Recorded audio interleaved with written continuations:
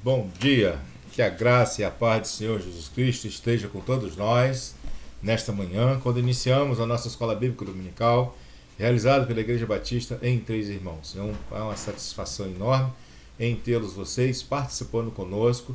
Sinta-se abençoado pelo Senhor e esse é o momento de você se regozijar na presença do nosso Deus, do nosso Salvador e ter a oportunidade de estudar a palavra de Deus e aprender hoje um pouquinho com um provérbio sobre a generosidade e o trabalho. Que Deus esteja nos abençoando, abençoando a sua família, abençoando a comunidade de Três Irmãos e as adjacências, e onde você estiver ouvindo esta mensagem, que Deus possa estar abençoando o teu coração, a tua vida, a tua família, o teu trabalho, e que você seja próspero e feliz no Senhor. Que o nosso Senhor Jesus Cristo morreu na cruz do Calvário para nos dar a libertação do pecado, a libertação daquele que nos oprimia, para nos dar agora essa alegria de servir o Senhor e saber que estamos na presença do nosso Deus que tem cuidado de cada um de nós. E você, nesta manhã, não é por acaso que você está participando conosco, que esta bênção também chega à tua casa, na tua vida e também na vida da sua família. Se você puder, abra sua Bíblia no livro de Provérbios, no capítulo 10, no versículo de número 4, que diz assim: as mãos preguiçosas empobrecem o homem, porém as mãos diligentes lhe trazem riquezas. Ou seja, o Senhor se regozija com aqueles que trabalham. E se você observar toda a história da Bíblia, Jesus nunca chamou ninguém, e nem Deus Pai, para ocupar uma obra no ministério, como os profetas do Antigo Testamento e os apóstolos do Novo Testamento. Nenhum deles estavam à toa, perambulando, todos eles estavam trabalhando. E quando receberam o chamado para esse ministério do Senhor Jesus Cristo. Então a gente já pode começar a observar que o trabalho dignifica a vida do homem. Como diz Salomão: as mãos preguiçosas empobrecem o homem, porém as mãos diligentes lhe trazem riqueza. Essa riqueza não é a abundância daquilo que você às vezes quer tanto possuir e não tem condições de possuir, mas é a sua vestimenta, é o seu alimento, é o lugar para você dormir, é o lugar onde você possa passear e que você tenha paz e você possa desfrutar de segurança. Se você puder, onde você estiver, feche os seus olhos, vamos estar falando com Deus nesse momento. Se você tem algum pedido de oração, seja um intercessor ou uma intercessora junto ao nosso Deus.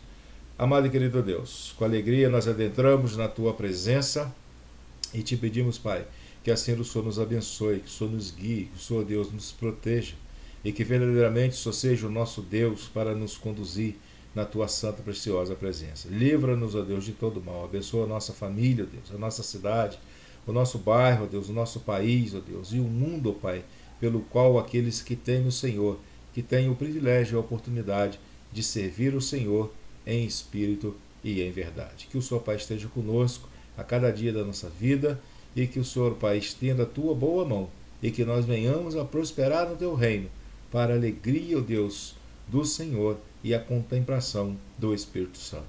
Assim nós oramos no nome de Jesus, hoje e sempre. Amém. A generosidade e o trabalho, porque o trabalho ele dignifica o homem, né? O próprio Deus trabalhou e descansou no sétimo dia. Então, afinal, o trabalho é bom ou ruim? Faz bem ou não para o ser humano? É um conflito que vivemos, pois dependemos do trabalho, no entanto, convivemos com o cansaço. Podemos conceituar o trabalho como a aplicação de atividade física ou intelectual do ser humano com propósito definido. O homem recebeu essa capacidade e a incumbência de realizá-la no universo pelo próprio Criador. O trabalho começou com Deus, que agiu com o intelecto ao projetar o universo, ordenando a existência do mundo pelo poder de sua palavra. Então Deus, ele executou com as suas palavras toda a criação e tudo que não existia passou então a existir de forma organizada. A primeira coisa que nós podemos estar então pensando nesta manhã sobre a teologia do trabalho. A teologia do trabalho contribui para a mudança do pensamento dualista de separação entre religião e trabalho, ao mesmo tempo que induz uma nova consciência teológica social, no sentido de tornar o trabalho mais humano, auxiliando o trabalho dos cristãos a verem o ambiente de trabalho como uma extensão do reino de Deus, um local de adoração, um ministério, um serviço a Deus e ao próximo, onde o ser humano entende que deva expressar sua vocação em uma profissão ou um negócio, onde somos abençoados e nos tornamos uma bênção. A Bíblia não ensina que o trabalho tem que ser deprimente ou degradante e até mesmo escravizante. Pelo contrário, ela diz que o trabalho é uma bênção de Deus. As mãos preguiçosas empobrecem o homem, porém as mãos diligentes lhe trazem riquezas, como vimos em Provérbios 10:4. Então, o convite de Deus é que onde quer que nós estejamos, sejamos bênção, seja no ministério, seja no trabalho. Além da nossa vida ser abençoada, também poderemos abençoar outras vidas com o nosso trabalho. A origem do trabalho, segundo a Bíblia, a origem do trabalho, ela é divina, conforme observamos em Gênesis 1:3, quando Deus disse, haja luz e houve luz. Pela fé, então, entendemos que o universo foi formado pela palavra de Deus, de modo que o que se vê não foi feito do que é visível. Hebreus 11:3. O trabalho, então, precedeu a queda do homem. O Senhor Deus colocou o homem no jardim do Éden para cuidar dele e cultivá-lo. Ou seja, quando Deus colocou Adão lá no Éden, já botou para trabalhar, para ele cultivar o jardim. E ali, então, ele tirava o sustento para ele. Foi designado a todos os seres humanos, conforme Gênesis 1:28. Dura quanto durar a vida, em Gênesis 3:19. O trabalho será necessário sempre nesta vida. Enquanto aqui estivermos, temos que trabalhar. Tanto dos livros do Antigo Testamento quanto do Novo Testamento não faltam menções ao trabalho, assim como aos diversos ofícios exercidos pelos serviços de Deus no passado. Podemos perceber, portanto, que não é a vontade do Senhor que seu povo fique ocioso, contemplativo, vivendo num devaneio religioso. Sua vontade é que trabalhe enquanto o dia da sua maravilhosa vinda não chega. Então é importante nós lembrarmos que enquanto aqui estivermos, trabalho nós vamos ter. Todos nós temos que exercer essa atividade e assim realizá-lo até a volta do Senhor. Mas e o valor do trabalho?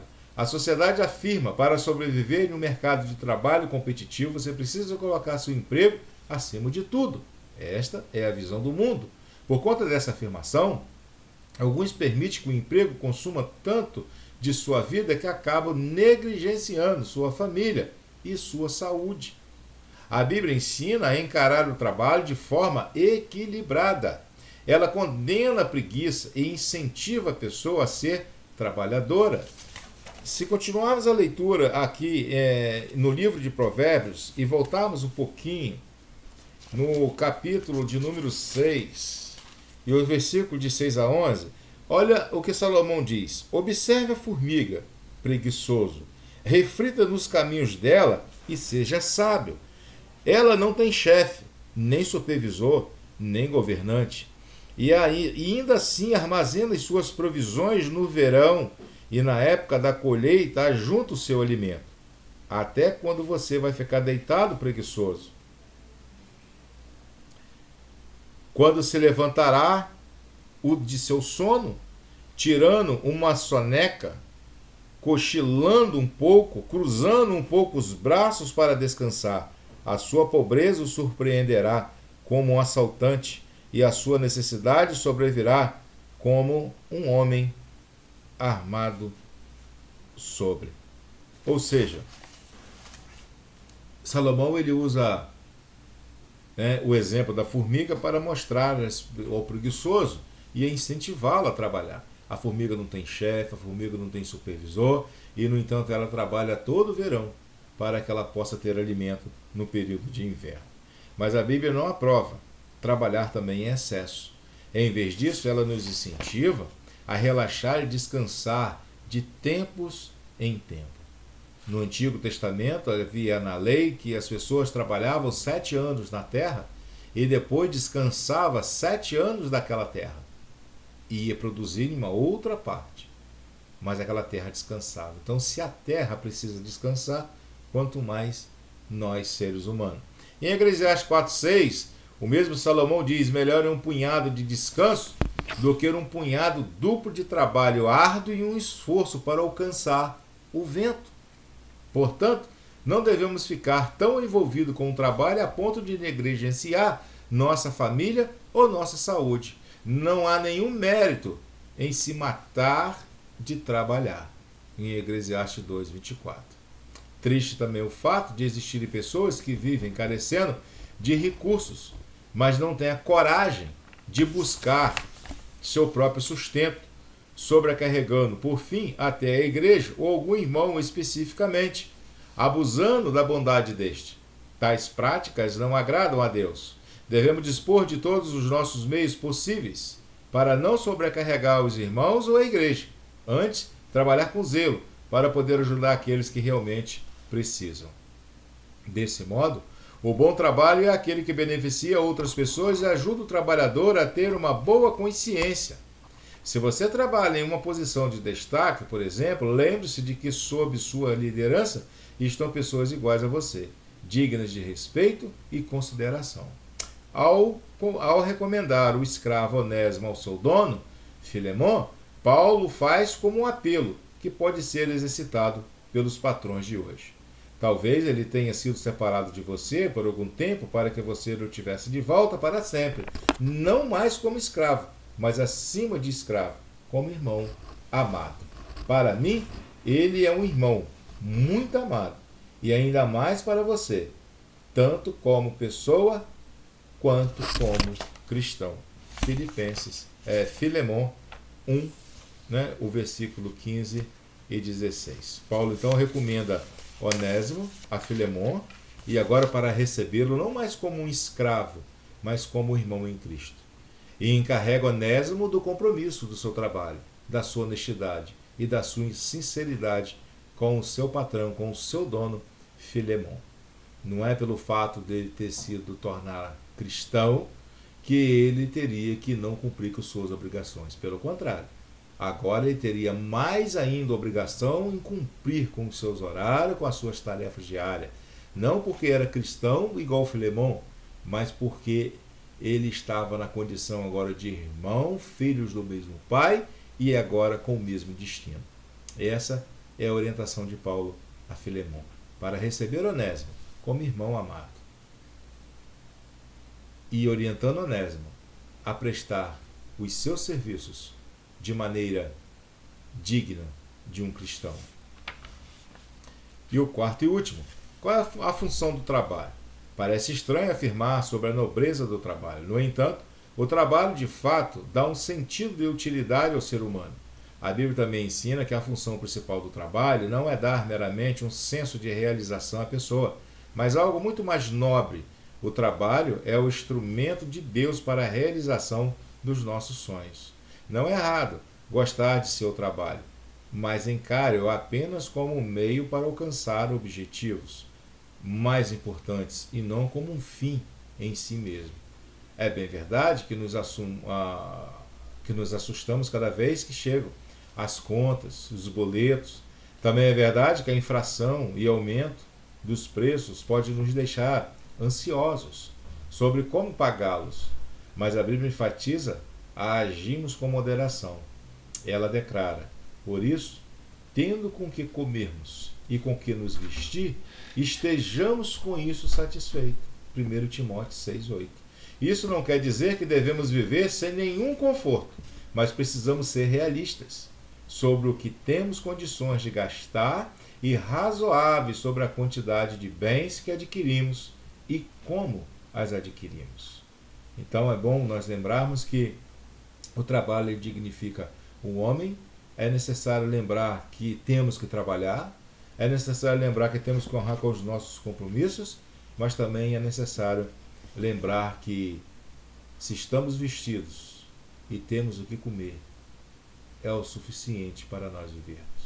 O restante, Deus completa aquilo que nós precisamos ou aquilo que nós merecemos. Conforme Mateus 6,33, busca primeiro o reino de Deus e a sua justiça, e as demais coisas lhe serão acrescentadas. E para concluir, seja, portanto, uma pessoa trabalhadora, interessa-se de verdade por seu serviço, mesmo que seu trabalho pareça muito humilde e não seja o tipo de serviço que você gostaria de fazer.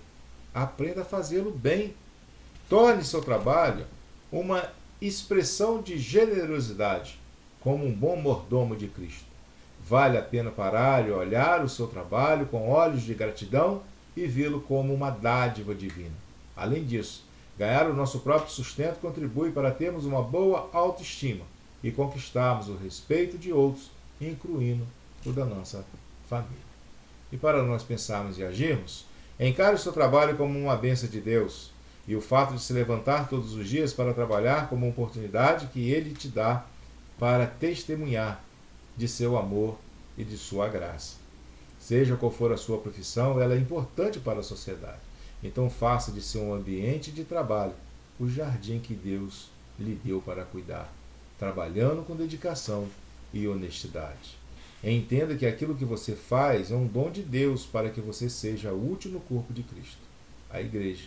Então se valha disso e abençoe a vida das pessoas, pois o trabalho também é um ato de generosidade de Deus a nós.